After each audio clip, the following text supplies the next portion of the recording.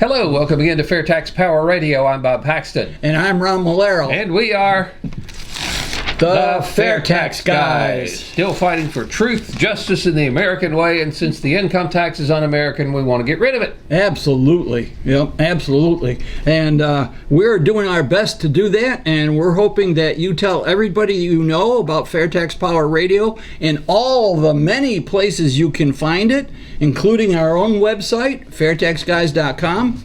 And I'm going to mention right away, we have a new page on FAIRtaxGuys.com. It's like a directory of all the places you can find our show, okay? If you go to FAIRtaxGuys.com, up on the top, one of the choices is online. Click that. And wait till you see all the places, all the social media, podcasts, and so forth. We're everywhere. We are. And we are still doing our If the IRS Made contest. Oh, yeah. If the IRS made, you decide what kind of product that the IRS would make and what would it look like. And we'll refer back to the one that we got a while back. If the IRS made a handgun, as you're holding it, the barrel would be pointing back at you instead of away from you. Yeah, that was a submission by Chuck Livermore. Thank you. That's going to be a tough one to beat, but we challenge everybody to try to beat it. That's a good one. Yeah, on April 15th, you go out and fire this thing. So that works. All right, so again, if you have a cartoon or a meme, you can use a photograph if you can. Just make sure it's not one that's subject to copyright, and make a meme out of it. If the IRS made whatever product you want it to make, send your entry to the FAIRtaxGuys@gmail.com, the FAIRtaxGuys@gmail.com, and we're going to have to set us a deadline here before too much longer of how long we're going to hold this open. But we're going to reward first, second, and third prizes to everybody. Yeah. So get your entries in. All right. What's next? Grassroots Corner? Yes. Okay. I think you know the guys that this one's about. Yeah. Every week we briefly mention the Grassroots Corner and the Chairman's Report. These are email reports that come out from AFFT, and you can join or participate in AFFT by going to fairtax.org, okay? You don't have to contribute if you don't want to, but we ask that you do because they do have sizable expenses. But Jim Bennett is the grassroots director for AFFT, and if you have something of the grassroots nature or you have a question about something that he wrote, you can contact him at jim.bennett@fairtax.org. Bennett has 2 N's and 2 T's. This one is about the Winter Haven 912 project. He calls it a conference, but it was a meeting. On July 30, 2020, FAIRtax Guys Bob Paxton, Ron Malero, and Ron's wife, Elaine, who is our producer, he identifies as our producer, traveled to Winter Haven, Florida to present to that chapter in the 912 project. It was a very good presentation. People were genuinely interested, and we got the extra bonus. Well, another candidate played. Sergio Ortiz, candidate for Florida House, U.S. House from Florida District 9. Yeah. Eagerly. I mean, as soon as we mentioned that we had FAIRtax pledges, he jumped up and says, "Where do I sign?" Yeah. We're glad to see that. Yep, he had studied it, and he knew that it was a winner for him. So check that out. Check out the FAIRtax, and the 912 folks also gave us a donation. We appreciate that. Yeah, that's right. Yep. And so anyways, that and the chairman's report for this past week. The chairman's report is another solution in search of a problem. It has to do with commercial real estate. That's all we're going to tell you. If you want to read it for yourself, go check it out. Anyways, it was published last Friday. You sign up at fairtax.org. You'll get these updates, and it'll keep you informed about the FAIRtax. Okay, and it's very important. I mean, we talked last week again about the interview of Stephen Moore on Fox News, in which he advocated getting rid of the income tax in favor of consumption tax. Yes. Okay, they're starting to talk about this on the big media. We need to follow up. Yeah, and so we last week we were urging people to go to Popvox and express their support for the FAIRtax, which is H.R. 25. But believe it or not, while we were there, we found some comments left on the on Popvox about H.R. 25 that we want to kind of deal with a little bit if we can. Yeah. The support for the FAIRtax percentage-wise is overwhelming on Popvox, but there are a few negative ones. And so we're going to go through these things kind of line by line and see what this is. And this one came from someone in South Carolina. And I'm just going to read it word for word, and then we'll go back in and dig into it. It says, this bill favors the rich and exacerbates the division between rich and poor by taxing sales, outgo. The people who really produce the wealth in this nation, the workers, are penalized since more of their income is spent on a percentage basis on items that would be taxed than the richer stockholders who spend most of their income on investments and safe havens for their money. What two words come to your mind immediately after you read that? Yeah, well, I'm not sure which two words here specifically. Those two. Oh, yeah, okay. Yes, this guy is suffering from wealth envy. He's not the only one. This income tax that's been around for 107 years, all right, has created a nation of people who are obsessed with what other people make, okay? Mind your own darn business. I mean, this happens all the time. But he's obviously not studied the fair tax because he doesn't know anything about the family consumption allowance. Here we go. Let's go through this again. He's obviously stuck in the income tax box. Yeah. What he's saying is the classic thing we hear. Oh, what about a guy that makes $1 million and only spends half of it? He's getting away with not paying taxes on half his income. That's not fair. Well, what happens to the other half? Yeah, exactly. Where does he put it, okay? He doesn't go stuff it under his mattress. No, he invests it somewhere. And so that means it's available for business startups, okay? And plus, he's putting himself in the position of deciding what somebody else must do with their income, okay? Where does he get that authority? Okay, but here's something that's in that particular objection that sounds like it makes sense. Says, that the rich people, the guy that makes $1 million and only spends half of it, half of his income goes untaxed, while they're thinking that the guy who has to spend a greater percentage of what he makes in order to live is going to come out worse under the fair tax because you're taxing consumption and not income. And what you really did, I came through with, I actually put some numbers together for this thing. Oh, yeah. And it's going to be kind of, I don't want to get too wonky, especially for those that are on the audio-only podcast and the radio stations. We can put these numbers up here on the video thing, but he's implying that the fair tax would tax a higher percentage of lower income people's income than it does the rich guy, and you run the numbers and you find out that's just not true. No. He is not paying attention to the family consumption allowance and the rebate. Let me run these numbers for you by you real quick. Let's look at the rich guy that makes $1 million, spends half of it. Okay, $500,000 he spends. The family consumption allowance, and we're going to assume a family of four for all these three examples, is $34,480. That means if you subtract that $34,480 from the $500,000 that he did spend, he is taxed on his spending of $465,520. Express that as a percentage of what he made, that $1 million. The fair tax will tax 46.55% of what he made, leaving 53.45 untaxed. Look at the total spending, though. Of his total $500,000 spending, 93.10% of it will be taxed by the fair tax, since the prebate covers very little of a $500,000 spending level. Yeah. So remember that the first number that we really want to know, the percent of total income that was taxed for the rich guy making $1 million, spending $500,000 was 46.55. Yeah, well, he's thinking, this guy's also thinking undoubtedly that the income tax taxes every bit of his income. And that's not true. I guarantee you somebody making $1 million a year has got a long list of deductions and exemptions, and he's probably got a pretty good tax attorney who is hiding a lot of his income. So I would imagine under the income tax, he's probably shielding at least half of his income from taxation anyway. Yeah, because remember, the current federal income tax was written by millionaires for millionaires, not the rest of us. Okay, let's move along. Let's look at a middle class guy that makes $100,000 and spends $70,000. So this guy is spending 70% of what he makes, as opposed to 50% of the rich guy. Same family of four. The same family of four, same family consumption allowance, $34,480. But that means if you subtract that $34,480 from the $70,000 that he spent, he's only taxed on $35,520 of what he spent.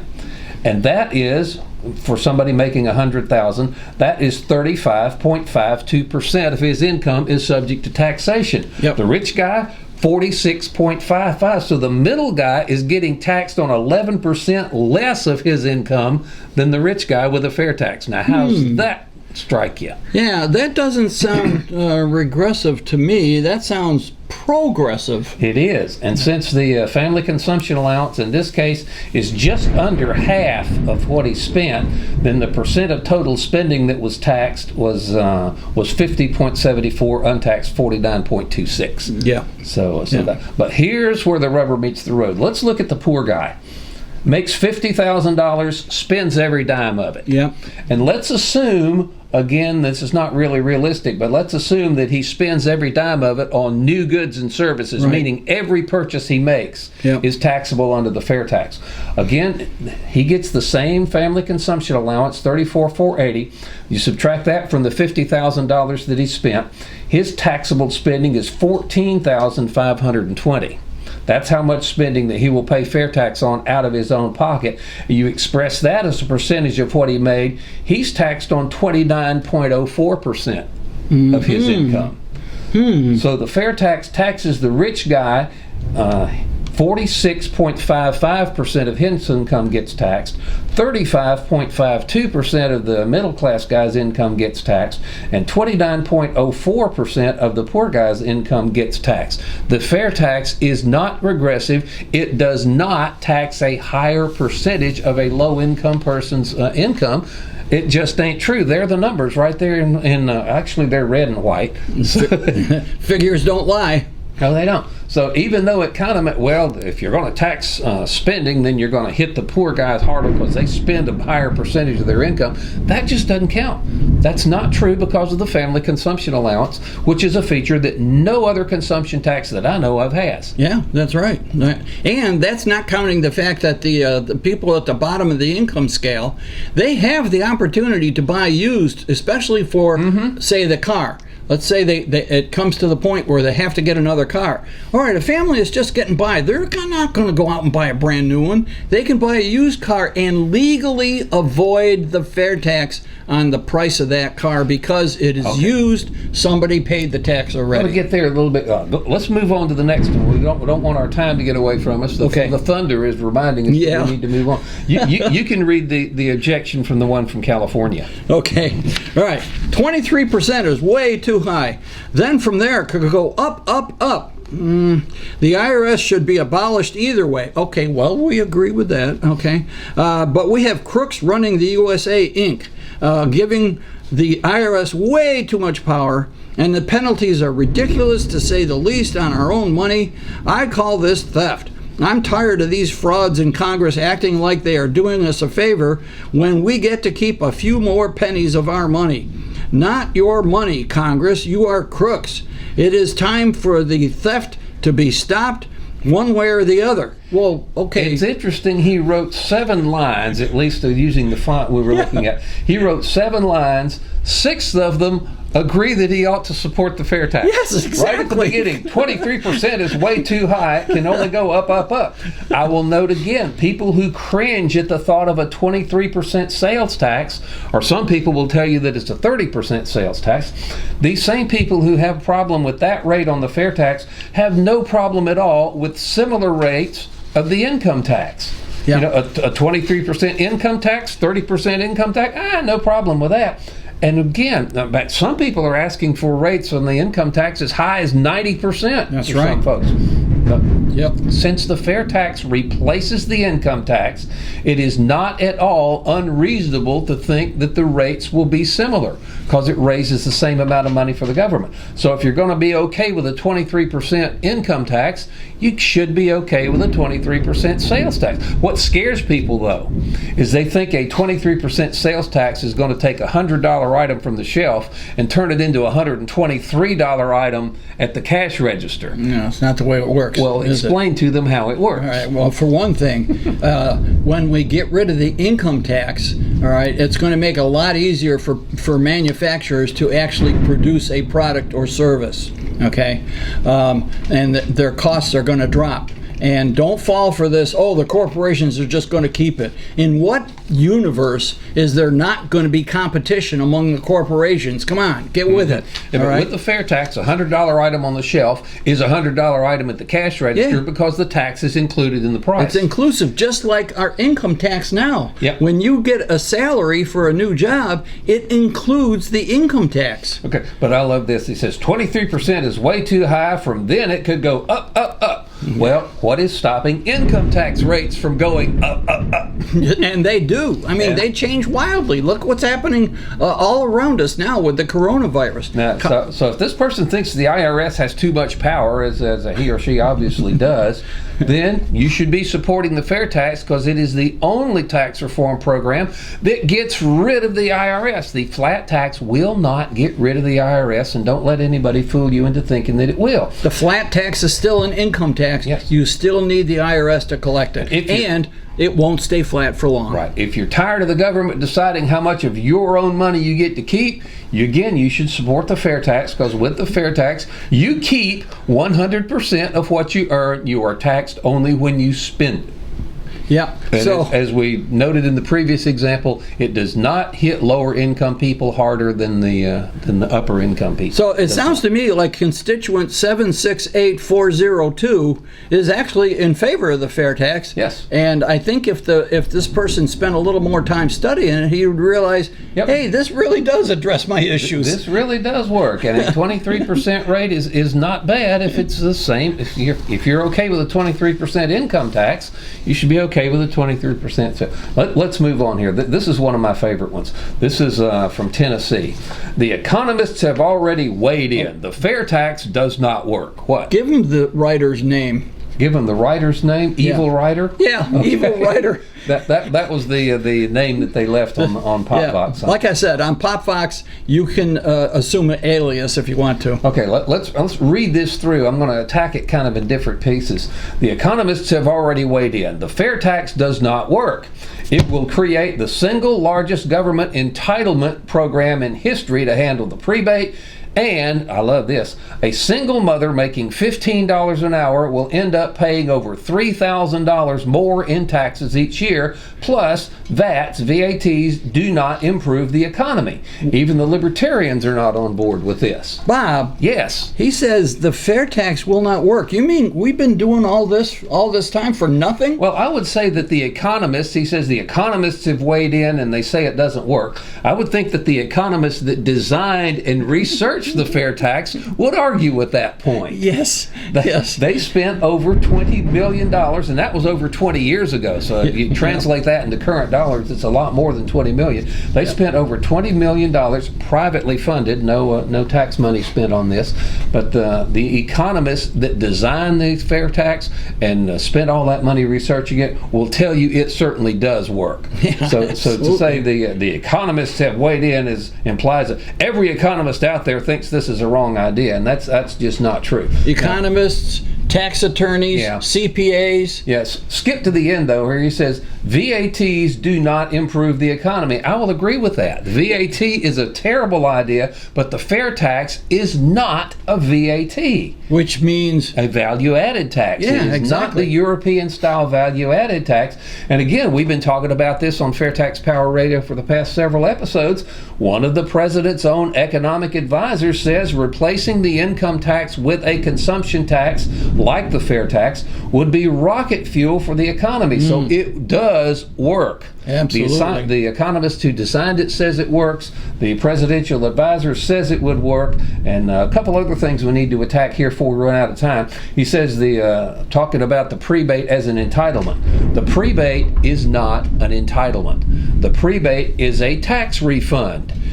just like you get with the IRS now. If your withholding exceeds your tax liability, you get back what was collected from you that you don't owe. And that's what the prebate is. And with the FAIRtax, you don't try to keep track of whether you just charge the tax on every purchase, but you don't owe any until your spending exceeds the poverty level. So they take the tax that you would pay on your spending up to the poverty level and give it back to you. And again, the Americans for Fair Taxation that designed this whole thing, they said, let's make it as simple and foolproof as possible.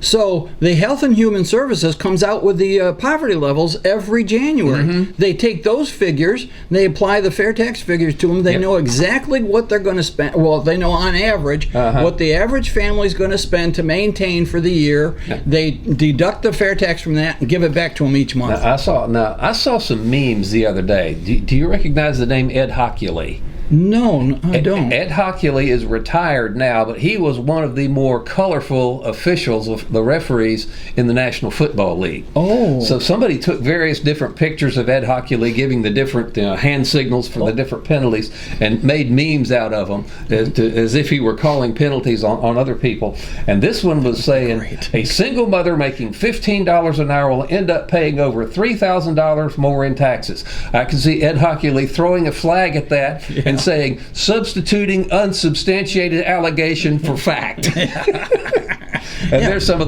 those are really cool. But that is, this guy said a single mother making $15 an hour ends up paying over $3,000 more in taxes. Where does he come up with that? And you're just supposed to believe it. Yeah. Well, I don't know, but I'll come up with some proof here that'll show you that he's wrong. Yeah. A single mother making $15 an hour will earn $600 a week for a 40-hour week. That's simple. Okay? That calculates out to $31,200 a year. Now, that entire amount is subject to federal payroll taxes. Right. Even if she pays no income tax at all, she will still pay actually 6.2% for Social Security, another 1.45%. So 7.65% of what she earns is taken away from her by these payroll taxes. Before she gets to take it home. And there are no deductions. There's no standard deduction for that. You pay that from $1. That's right. So she will pay 7.65% of the $31,200 that she makes is $2,387 in federal payroll taxes that $15 an hour single mom will pay. And again, she pays that even if she pays no income tax. Now, not a good situation. With the FAIRtax, those payroll taxes go away. Yep. The single mom will bring home her full $31,200. Now, her employer's share, so she has to pay the $2,387. Her employer has to pay an additional $2,387. Mm-hmm. Now, their employer may be generous, and well, now that I no longer have to pay this, I'll give you a little bit of a raise, and it won't cost me more, or he may not. But for this example, let's make it worst case scenario that their greedy little employer keeps it all and she doesn't get any of it. Okay, but now, assuming she has 2 children, her family consumption allowance, single parent, 2 children, $21,720. And she's going to make $31,200. $21,720 is not going to be taxable. The taxes she pays on that level of spending will be reimbursed to her by the FAIRtax. And again, let's assume that she spends every dime on new goods and services, doesn't shop at the thrift store, buys a new car instead of a used car. Yeah. Again, we're going to make this as hard as we can on the FAIRtax. That if she spends every dime she makes, and every dime she spends is subject to the FAIRtax, she will pay the FAIRtax to subtract her family consumption allowance from what she makes. She will pay taxes on $9,480 worth of spending. The 23% of that is $2,180. Now remember back, she will pay $2,387 worth of payroll tax even if she pays no income tax.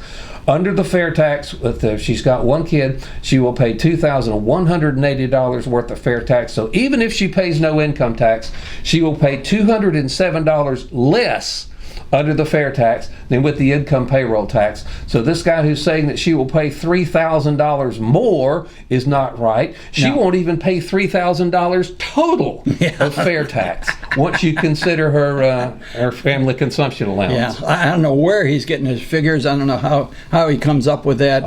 But one more real quick one. Consumption tax. This is from Texas, from Happily. Consumption tax is unfair to people on low fixed incomes such as Social Security who don't have to pay income taxes. This is a deal breaker. I will not vote for any Republican that is for any form of consumption tax. We've pretty well handled everything already. We spent a whole episode on that. People who pay no income tax because their income is too low will pay no fair tax out of their own pocket because the family consumption allowance, they will get back in prebate what they pay in taxes. People who have income tax withheld from their Social Security benefits will get a raise because the withholding goes away. Yeah. And as noted above, low-income people will be at least no worse off, probably a good bit better off under the fair tax than under the income tax. And this lady from New York, this is the last one. Mm-hmm. I hit the wrong button. I actually support this bill, absolutely. It's time to defang the IRS and give Americans back their freedom. Our political process has been based on squeezing Americans and our economy far too long. So actually, there are not that many negative comments, and the ones that are negative, they show that they really don't understand, what the fair tax is. If people have a legitimate question or a legitimate criticism of the fair tax, send it to us at FAIRtaxGuys@gmail.com. We'll talk about it. But if you don't know what you're talking about, we'll set you straight. Yeah. We've got about 2.5 minutes left here this episode. We need to get a Reader's Digest version of our call to action here. Join AFFT by going to FAIRtax.org and contribute if the spirit moves you. But you can join there, and you'll get the weekly updates from Grassroots Corner, from Steve Hayes' Chairman's Report, and from the FAIRtax Guys, and occasionally you'll get some other information, but it'll keep you up to date on the fair tax, which we're talking about replacing the entire federal income tax with the fair tax. So you really need to keep up to date. And again, go to Popvox and leave positive comments about the fair tax. And if there are other taxation bills, you can say, well, the fair tax is better than this one because list. Yep. And of course, with Stephen Moore saying that we need to replace the income tax, go to whitehouse.gov/contact. Tell the president to listen to his own advisor. And follow the FAIRtax Guys. Remember, we have our own website, FAIRtaxGuys.com, and we have a new page. And if you go to the home page and click online, you'll see a directory of all the places you can find FAIRtax Power Radio. Okay, and FAIRtaxGuys.com is good because if people don't like social media, it's free. You don't need an account to get on there. Just go there and check it out. There's no joining or subscribing. It's just there for you. Okay.